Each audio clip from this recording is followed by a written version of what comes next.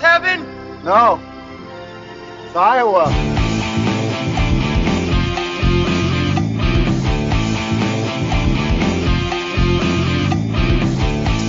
You guys getting evicted on Christmas too? Or is that just me? No? No, yeah, I'm getting evicted too, man. I need Weird. $300 or $600. I can, man. Do you want to make $600 the hard way? You probably should know why I brought you guys over here to talk. It's nothing terribly unwholesome or anything like that. I don't know. It sounds kind of nefarious. I don't know. You make it ominous, dude. Well, I just wanted to sell some Confederated products.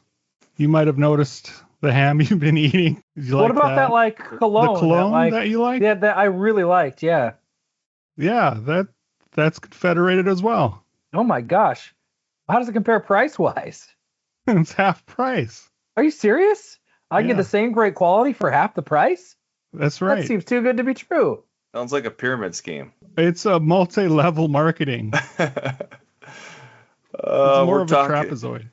We're talking Go on the Pot of Dreams. So what are you up to tonight? We're going to this party tonight, this warehouse thing. Some sort of rave thing. Is this gonna be cool? Yeah, I guess. Does the British guy still work here? We went to Vegas for the weekend. The British guy usually hooks us up. Let me see what I can do. Give me a number. I can't believe you're selling allergy medicine. Oh, we're out of that. We're down to chewable aspirin. I think I feel something.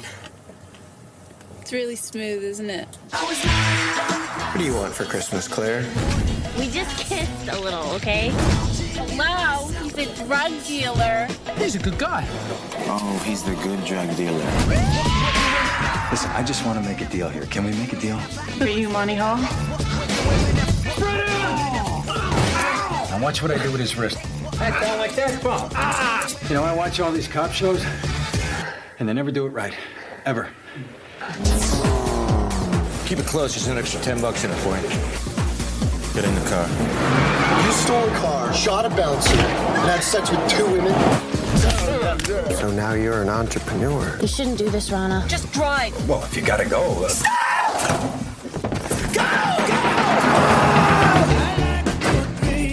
From Doug Lyman, the director of Swingers, Taye Diggs, William Fichtner, Katie Holmes, Breckin Meyer, Jay Moore, Timothy Oliphant, Sarah Polly, Scott Wolf.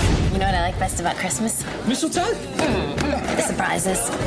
When there's nothing to do So, Zach, would you say you're open to new things? except what you've done. Is your British ass happy now? When you've gone too far to stop. There's no body, there's no crime. We'll put her in the trunk. Stop! What? Stop it! What? It's a Miata! This spring, Man, I told you my mother's mother was Your mother's fun. This ain't roots. If you were any less black, you would be clear. nothing will take you farther. It's stuck. Give me that gun! Go. It's alright, I'm okay. Welcome all to the Merry Christmas and a Happy New Year. We're popping some ecstasy and talking the classic 1999 dark comedy thriller Pulp Fiction ripoff, Go, on the Pot of Dreams. If you listen, we will pod. Kevin and Ben, myself here. Hello. On this holiday journey. We're gonna do like my perspective of this podcast, then we'll cut and redo it all over again, and we'll just see Kevin's perspective, and then we'll go to Ben, and we'll all meet up at the grocery store back in the checkout counter. So that's the mission here today. What'd you guys think of Go? I mean, we could call it Bad Decisions, the movie, I guess. I don't know. It was a big heaping spoonful of nostalgia, I have to say. Yes. Yeah. Talk about a time capsule. Yeah. Like, on that alone, it had me. It's like, man, these faces and these names and the places. Holy cow.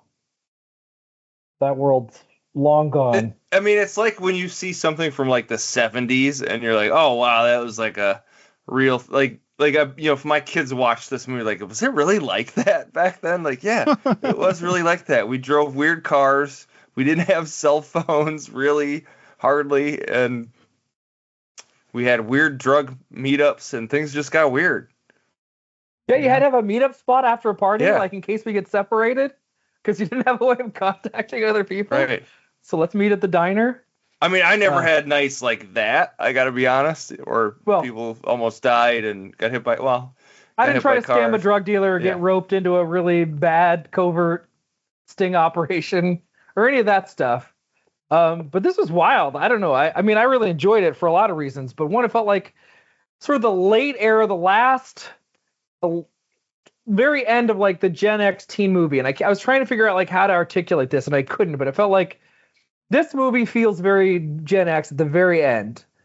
And then a movie like American Pie, which came out in I think same year, feels more millennial for whatever reason. Like they just have different vibes. This is just like darker. There's no sensible adults in Go at all. It's that like elder millennial Gen X kind of separation there.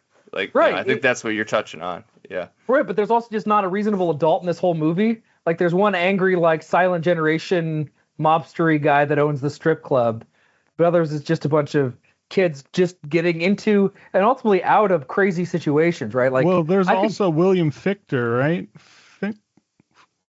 He's cop? an adult. Yeah, the cop. But he's not a reasonable one. He's insane. Yeah, that's true. He's like totally deranged. It's one of the least convincing sting operations I've ever seen. Just sitting in this empty house. He's clearly older than the two guys. It's like, this does not feel like a dude trying to go to a party. Hey man, we want some ecstasy, man. Just very unconvincing. But yeah, seeing Jay Moore pop up is like, what happened to that guy? That guy only existed in like a 5-year span. And then, he's married to Jeannie Buss now, which really surprised freaking me. Billionaire. Yeah, rich man. Yeah, it was Scott Wolf, and they're paying these gay actors, Yes. and it was just Melissa McCarthy shows up for one scene. Oh Like, yeah. Holy hell! Long before she got famous, just in this tiny bit part. Just the rave. She stole that scene though. She was great. Well, she was great. Yeah. And like basically the star of the movie, Sarah Polley, is like now some big time director. Yeah, she directed. Yeah, she's during a bunch of stuff. She directed stuff. She's really, really good. I thought she was really good in this movie, like just as a straight actor. Like, yeah, wasn't she in Dawn of the Dead? Yeah, she was in Dawn of the Dead. She was like the lead. That's right. Yeah, she was really good as the. I just felt like a sort of disaffected Gen X teenager, 20-something. She said she was 17. I didn't know if that was accurate. Why is she paying rent if she's 17? But we don't get anybody's backstory. They just really get involved in some crazy shit. And we just Women Talking was the movie she directed a few years ago. It was a pretty good movie. It's great. Oh yeah, I saw it too. Yeah, it was good. I picked the movie just to like start it out because I'd never seen it before. I heard really good things about it. Doug Liman, who also made Swingers, is a very like Swingers-esque kind of sort of movie that late 90s kind of. I've heard it's sort of like a Pulp Fiction-esque movie. But yeah. So wanted to check it out. It's a Christmas movie, right? Everything's happening. I mean, it's California Christmas, so it doesn't really look like Christmas, but yeah. There's some I watched this in the theater, and at the time, it seemed so edgy and hip and so cool. And now it looks very, very dated. Yeah, I mean, there was that era of movie, like from like 90, basically all the 90s, where there was this like, there's going to be hardcore drugs in it. People are going to like... it's like Train Spotting or something. Yeah, Train Spot. Pulp Fiction is obviously another example of that. Happens, right? It gets pretty dark. I mean, we see... Yeah. When they get hit with the car, she almost gets left for dead. Almost gets wrenched to the head. See the one kid get left.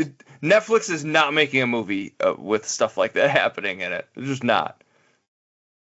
The kid gets left with the ecstasy, and I thought he was gonna die. Like I thought, the guy pulls a gun in the strip club, shoots the bouncer, and then they just go on this like high-speed chase down Las Vegas Boulevard. Craziest, car chase. Just it's like one bad decision after another. It's all this. Everybody just constantly making insanely poor choices, down to the shrimp. Breckin Meyer playing a wigger, like, geez Louise, like, yeah, that was wild. His like 2 scenes, like, oh my gosh. If you were any more white, you'd be. What does he say? What's the line? It's pretty funny.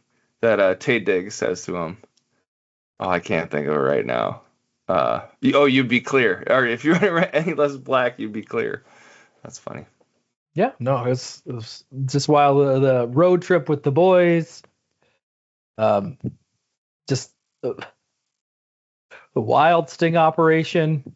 I mean, the English guy alone in that whole sequence, just everything he does is insane. He sleeps with like 2 women. The hotel room gets on fire.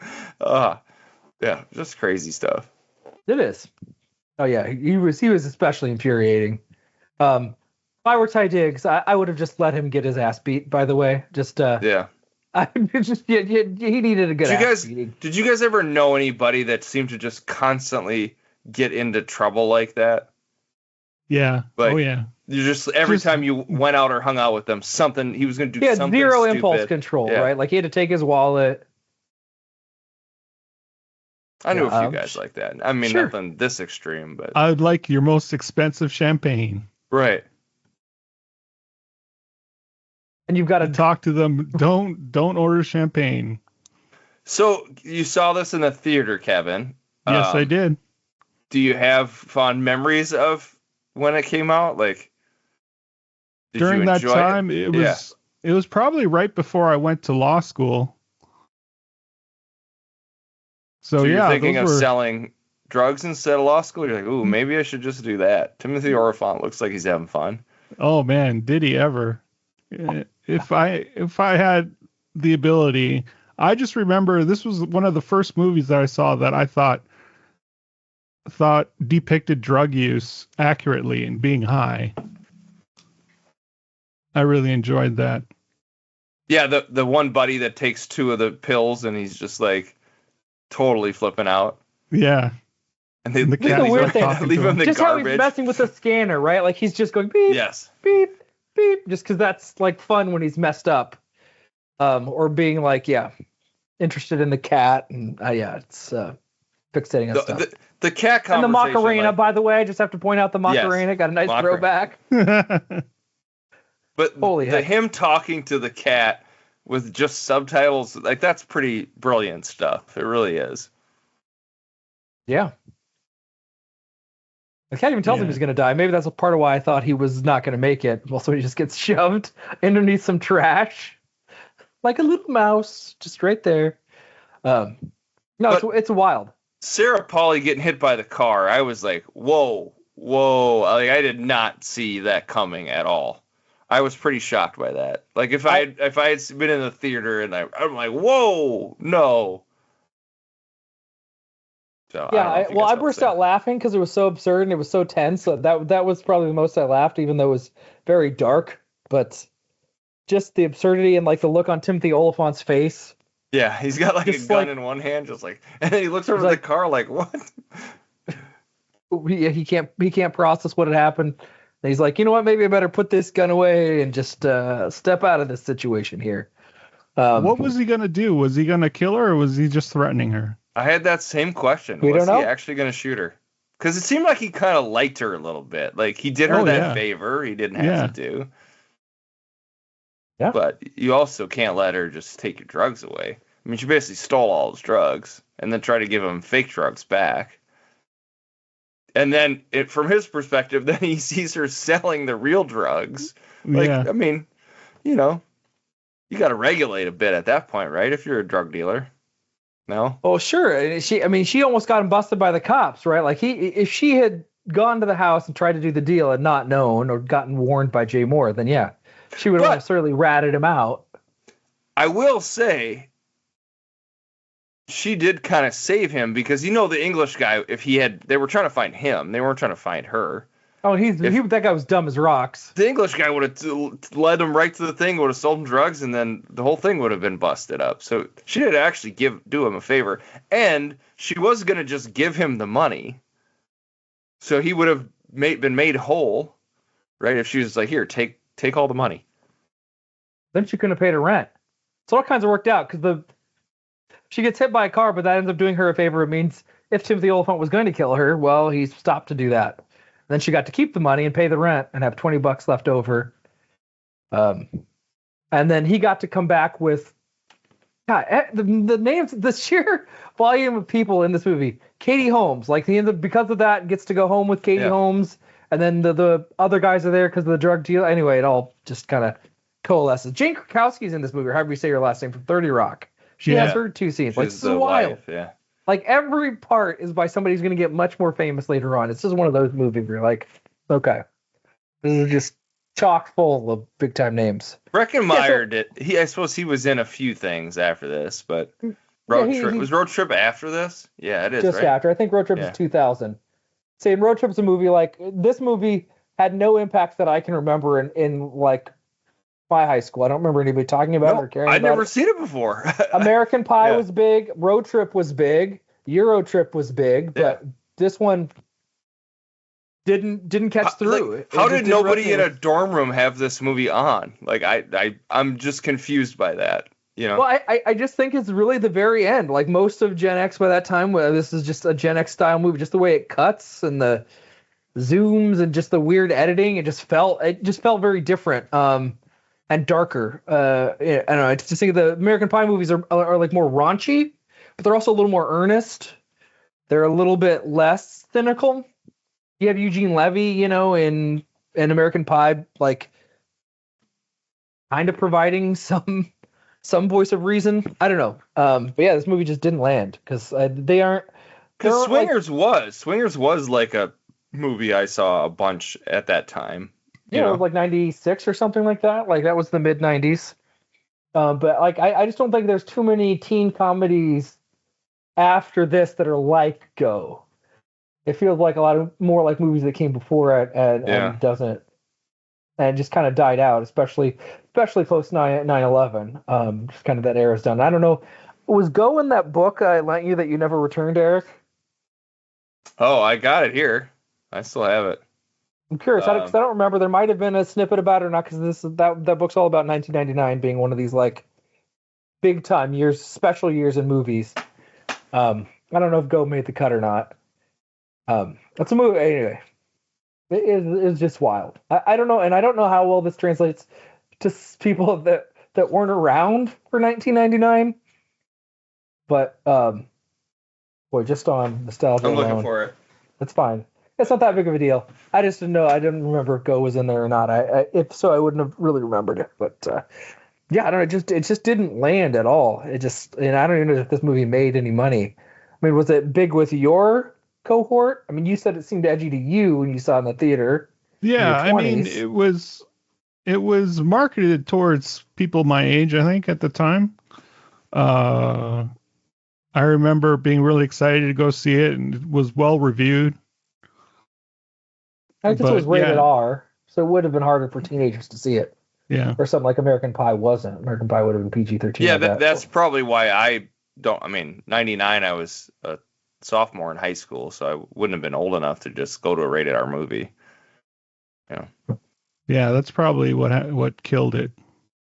So it made $16 million domestically, about 30 international on a $20 million budget. So pretty big failure. Yeah. Yeah, I mean, yeah. It seems like, broadly speaking, just did not have the impact.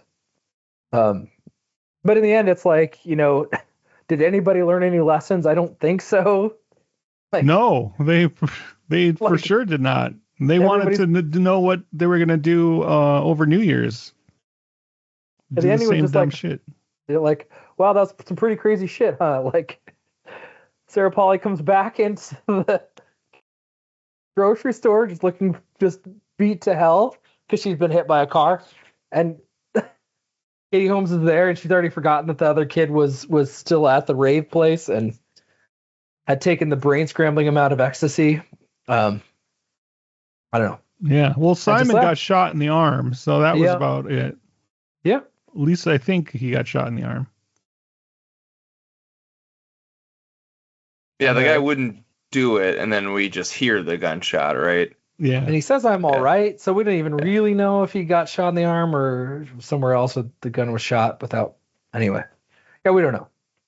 British guy was at least cheery about it. And then the gay couple almost commit murder and almost leave her for dead and then end up sort of doing the right thing. And then they get to go off, making more cop dramas, I guess. Yeah. Their Rashomon bit was my favorite. I thought out of the 3 different storylines, theirs was my favorite. I agree. The dinner party from hell. That was just really awkward. I don't know. I guess it was funny. I'm desperately trying to figure out a way out. All the while they're having this like secret fight because they both cheated on each other with the same guy. Jimmy and makeup or whatever. Yeah, I mean, you just come out of the bathroom and there's just a buck-ass naked dude, and he's a cop, so you can't just, like, what do you do? Oh, that was so weird. Oh, my God, that was so weird. Like, you were sitting on the bed? No, I don't. But, like, because you didn't know they were gay yet, right? Like, if I remember correctly. Katie Holmes mentions that they're gay, but... She said gay guys are so hot or whatever. As a laugh, yeah.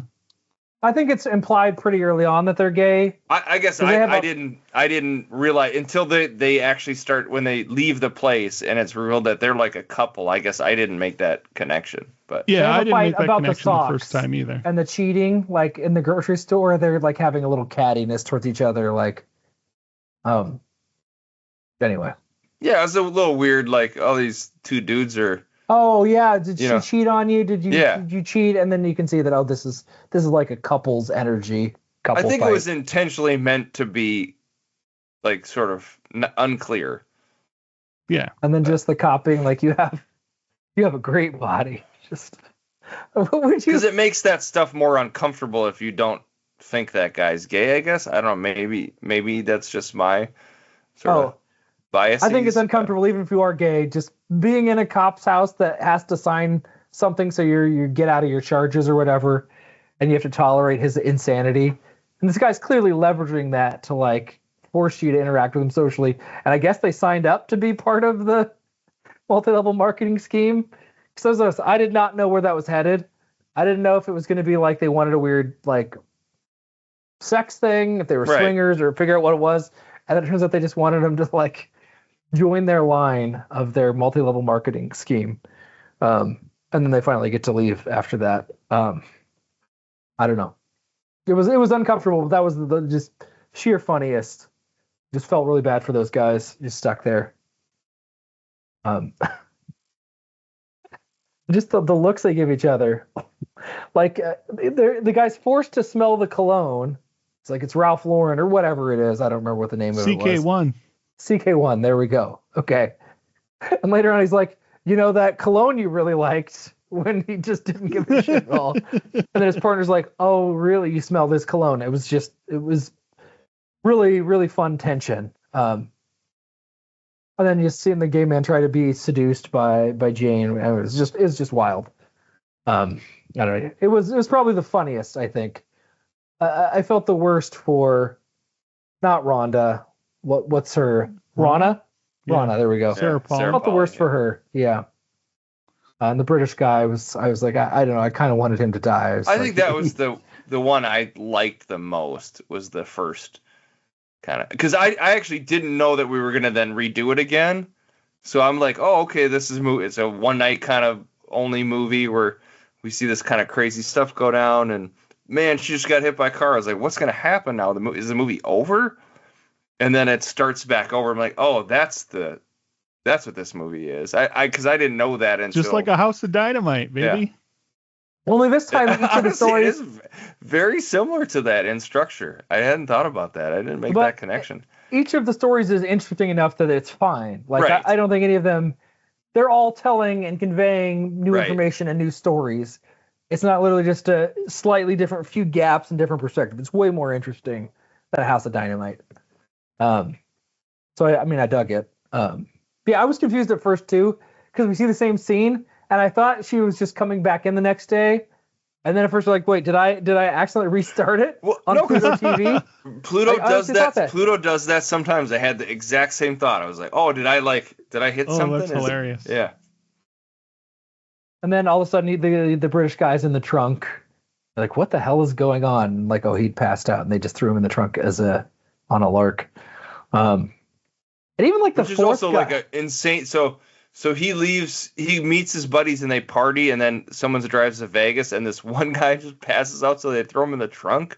And they're all drinking beers on the desert, and like, I'm getting too old to be like, I'm like, that just stresses me out. Like, I see that now in my forehead, like, oh, dudes, please don't. Bet you could get arrested, or this is gonna end bad. Just openly slamming beers on the way to Vegas. And they stop at even the buffet they stop at. Like, I don't know what it is, but like, I've not been to that buffet before, but I remember those kinds of buffets, just like a late 90s, I don't know, Golden Corral kind of place. It's just these. I thought it was the casino. They were at a casino. Oh, it could have been a casino, but even then, it was still like, it just felt very 90s, just the way the buffet was structured. Yeah. They don't eat the shrimp, and they do. And then their whole trip is ruined. Who was the fourth guy? I recognized the fourth guy and couldn't. Independence Day. He was in Independence Day. He was Randy Quaid's son. Really? Okay. Yeah. Okay. Yeah, I had that same thought. I was like, how do I know that guy? Yeah, he's less famous than everybody else, but that face was like bothering me. Yeah, I was like, I know. Definitely Independence Day. I don't know what else he was in other than that. That's the only thing I've recognized that guy from. And he and Breckin Meyer kind of they're like hardly in the movie, really. They're just in the car and then sick in the hotel the whole time. Yeah. Yep. And then they have to, all of a sudden they're just lying there and they have to just rush out. Yeah. And then Taye Diggs, just everybody being super racist to him all the time, right? Like, it's not an overt plot point, but just everybody's super racist to him. Well, he's also wearing like a concierge jacket by accident. It's the same as the that plot line's the Vegas one's probably the weakest of them all. I mean, it's sort of exciting and there's action and gunshots and strip clubs and stuff. Yeah, but that was the more like, like you said, Train Spotting-esque sort of. It felt a lot like Train Spotting. Yeah, he's definitely the character I like the least, and like, he couldn't get the gun going, and then all of a sudden he had the competence to just like pull the gun out and shoot the bouncer. All of a sudden, and earlier before we saw him exert control, he had like the Kama Sutra skills where he could sustain his orgasm or whatever, tantric sex or whatever it was, and then he has no impulse control at the strip club. Like, it's like one of the biggest things about strip was don't touch the strippers. Like, I don't know, like, he just could not stop himself. That guy, if that dude was my buddy, I'd have been really pissed. Desmond Askew is his name. I don't know if he's been in anything that I can remember. Yeah, I didn't recognize him. Yeah, nothing. He's done a lot of TV, but yeah, I don't know the guy at all. It was the craziest. I mean, I loved the car chase, even though it was insane. Like, every decision, why are you going down this stupid alley? What are you doing? I just constantly stressed by everybody's decision making. Everybody just keeps like compounding mistakes over and over again. Doug Liman, what a weird director, right? He goes, basically, Swingers is his first movie. Go is his second movie. His next movie is The Bourne Identity, which is just weird. Sure. And that Mr. and Mrs. Smith is a movie he directs. And Jumper. What a freaking... That's the Hayden Christensen movie where they like teleport and stuff, right? Right. And then Edge of Tomorrow, which is an awesome freaking movie, like such a good movie. And then just kind of like putters around for the next 15 years. I mean, I haven't seen Jumper, but there's a lot of... He also directed a movie we've already done on the pod. Roadhouse. The Roadhouse sequel, so... Of everything you said, that's like... I haven't seen Jumper, but Roadhouse is the worst by far of those. It's not even close. Yeah. Well, they're coming out with Roadhouse 2, so it was apparently a big enough success. Sure. But just a weird, like... these like 90s comedies, then like big budget action movies, kind of the. I can see the transition though. There's some, decent set pieces in here. Like, it's not an action quote movie, but you can see like it's a lot of It's really kinetic, I guess. The filmmaking is super kinetic. Camera's moving, cutting, doing goofy angles all the time. So I could see that. Like, you make the jump to Bourne Identity, which is a really solid action. It's not like the best ever, but like it gets the job done, I think. And Edge of Tomorrow is terrific. So I can see that, but. Because this movie is a comedy, but sort of barely almost. Yeah. It just goes so like, is Pulp Fiction a comedy? You know, I've come around and I heard Tarantino say that that's what he thinks it is, and so when I watch it now, that's what I think of it as. Is these are all just bits. They're all just supposed to make you laugh. Okay. And I believe that. Like, no, that may be. It's also just a kinetic movie, and Pulp Fiction at least has some more extended conversations, but the film's always moving and crackling and keeps the tension going. This kind of has that too. I don't know, it was wild. I don't love the redo the scene, and now we see it from a different I don't like that. I don't need that. I actually thought that like took away from the movie. Oh, I disagree. I think it worked really well here because we only get like one scene that overlaps or a couple that overlap, and mostly they're just completely independent stories that happen to intersect. It's not on like the same night. Like, basically, sure. They're all interconnected, right? They all tie together in the end. Everybody ends up, working. Everything works out for pretty much everybody after all the craziness. Even the Vegas story gets wrapped up. Everything just ties together. Everybody's got some stories, some scars, but everybody's okay at the end, despite very, very awful decision making. Yeah. But I liked it. I did not like it in House of Dynamite because it was useless and didn't fit the story. This is a bit like Pulp Fiction. You don't technically get overlap, but you kind of do on the edges of those narratives, and it works because every character's got their own story.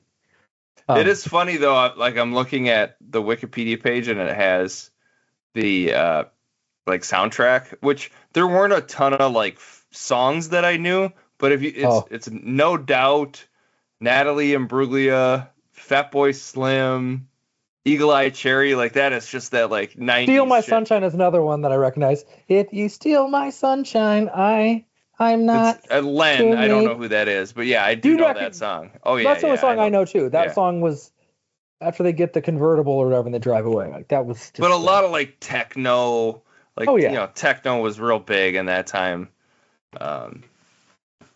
It's just funny. You could tell a movie where they would have had a bigger budget would have had more like well-known songs, but like the No Doubt song's called New. I don't know that song. That's at the end of the movie, right? It's like, I know that's No Doubt, but I don't know that song. Yeah. So I don't know. I liked it. I thought it was fun. It was a fun movie. I think I'd probably give it 4 stars, 3.5, 4 stars, in that range is where I'd put it. Enjoyed it. I'd watch it again. Oh yeah, I'm probably at least 4. I might even go 4.5. I loved it. I was really excited. One of my favorite things in the movie I didn't know existed, knew nothing about it. If I were just like scrolling randomly through Pluto TV, I don't think Go would have ever like crossed my mind to watch or consider and be like, oh, I don't know. That looks like just some random old movie. And it was fun beginning to end. Even though I don't know how many of these characters I actually liked, it was still just, I don't know. I thought the filmmaking was really good. Ultimately, like I think I loved the way it was shot. It was, I think, very exciting and visually interesting. And there's all the nostalgia bait and all this other stuff going on that helps. But I think it's just a really fun, crazy movie. It's such a weird relic. I think it just came a little bit too late to hit the teenagers. And if you were Gen X in your 20s, I think not a lot of your other 20-year-olds, Kevin, were like watching it then, and I moved on to other stuff. it was just kind of like too late to really connect with Gen X and too different to connect with the millennials. I don't know. But I think it was terrific. I loved it, actually. Yeah, it's a solid movie. I really, really, really enjoyed it first time I watched it. Upon rewatch, I'd give it 3.5 stars. All the awkwardness of the gay couple, that kind of I knew from the beginning that they were gay, so that kind of took away from some of the humor, I think. And just the overall storyline, like I knew she was going to get hit by that car, so that wasn't like a mind-blowing thing out of nowhere. But still, I enjoyed it quite a bit. It was very frenetic, well-paced, and well-acted. I mean, like you said, these people became really big stars in the future, and they're really, really good in it. Yeah, there was one thing I forgot to mention that really bugged me, is the scene we see over and over again is Sarah Polley going to her locker. Like, that's the scene we see, I think, 3 different times. And she always locks the lock on her locker, like, upside down or backwards. So, the combination's facing in. She just locks it and puts it there. We see it 3 times, and every time we saw it, I'm like, why are you putting your lock that you could never unlock it again? It's facing the wrong way. I don't know. Just only because we see the first time I saw it, I was like, oh, I didn't think much of it. But then, like, the second and third time, I'm like, why are you doing that? Yeah, that's it. I think so that it's the same day. So you didn't think the couple was gay when they both knew exactly what kind of wine to pair with ham? That wasn't a giveaway that they were gay?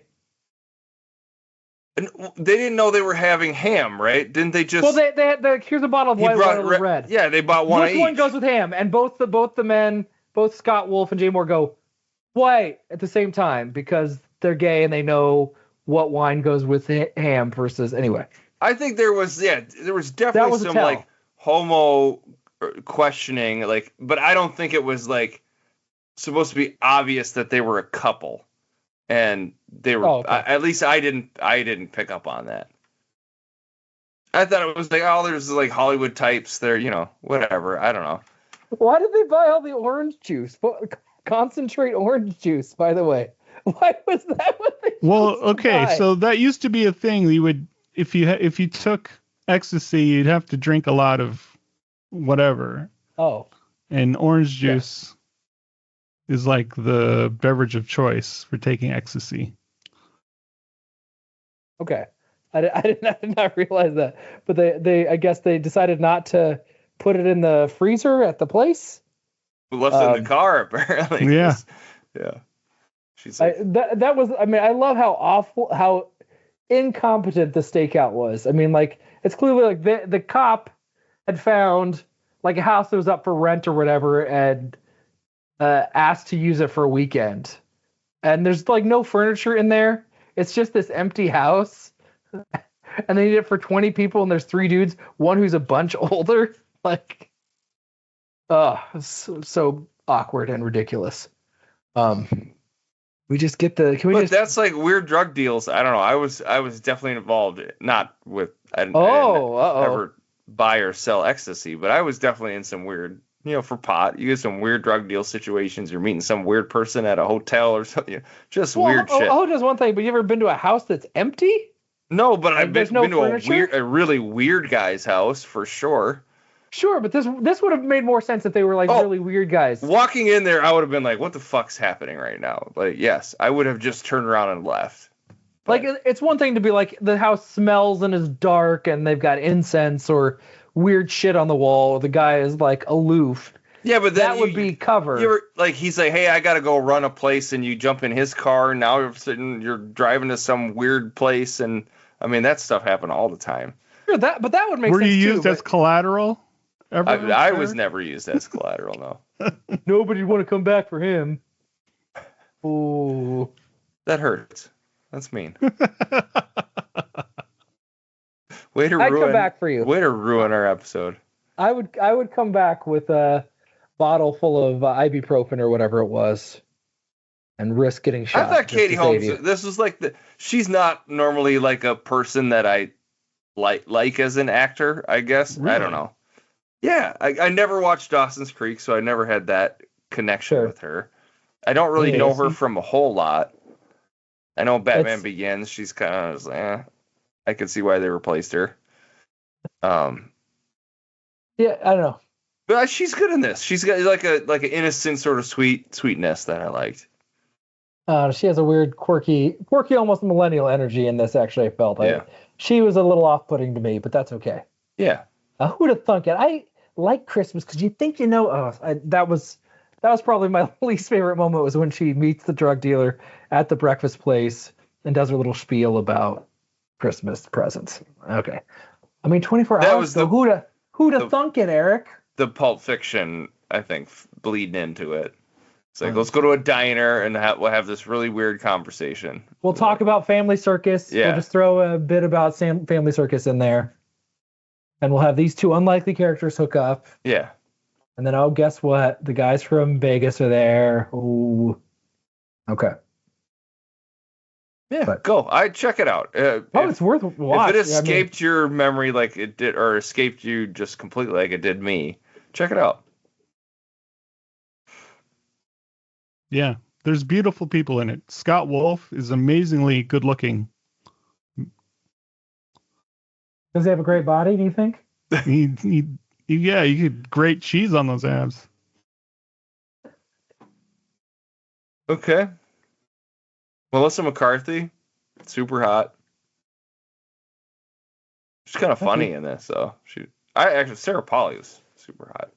Oh yeah, it's that aloof. Oh yeah, Gen X energy. Oh yeah, like did you guys catch Jay Moore when he throws the mic? He throws it with his left hand, and he looks just so silly doing it. Mm-mm. After they leave the rave and they realize he had it on the whole time? Yeah. No, I didn't catch that. Oh, okay. He doesn't have a good left-handed throw or something?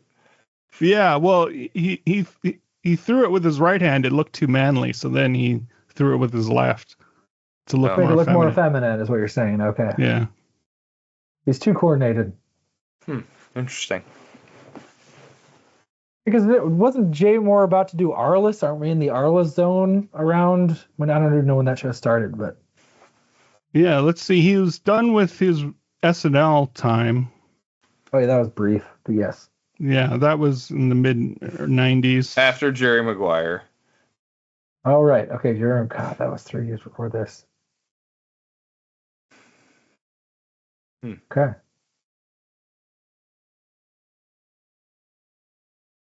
Was he like a stand-up guy? Is that? Yeah, he's a stand-up. He has been. I think he's always been a stand-up.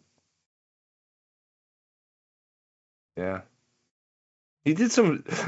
There was sports stuff too. Didn't he do a lot of sports? He was on one of those sports talk shows. Oh, here, Jay Moore. He had Jay Moore's show. He had his own show. Okay.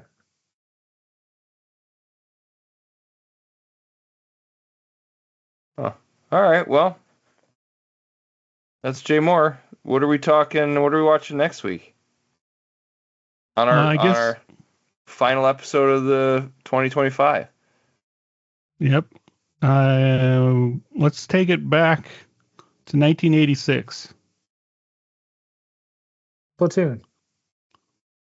Let's see. We got Kiefer Sutherland. Kiefer. Richard Dreyfuss. I was gonna say Few Good Men, but that's definitely not 80. No, that's early 90s. 80s, yeah. Dreyfuss, Sutherland.